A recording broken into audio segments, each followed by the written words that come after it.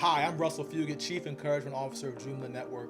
We are a strategic consultancy and knowledge network focused on diversity and inclusion.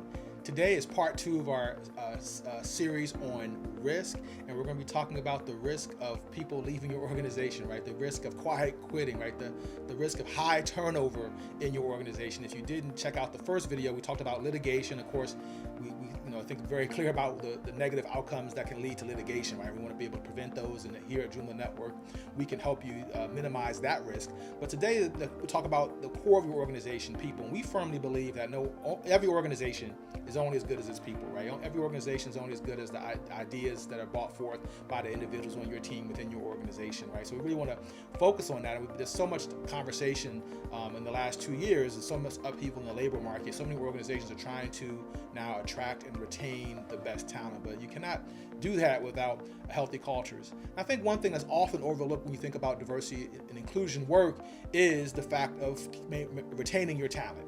And not retaining your talent is a high cost to any organization. What cost might I be referring to? Well, of course, there's a bottom line cost, right? There's a high investment of capital that has to go into recruiting new talent and training and upskilling and onboarding new talent.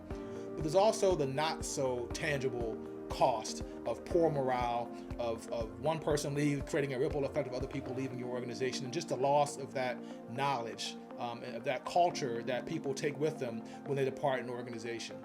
So by having a thorough process, by having a partner like Jumla Network that can leverage its technology tool backed by the global standard for diversity and inclusion as defined by the International Organization of Standards, we're able to drive a methodical process to strengthen your organization, right? To, of course, minimize risk and really lead to transformation over a period of time where we can have a deep understanding of what's going to be required to strengthen your organization, where we can have the actions in place and the measures in place to really drive your culture forward and make sure that you are identifying your top talent and then truly putting the systems in place to retain that talent and making your organization innovative and ready to move forward into the 21st century as an innovator and a leader in your niche.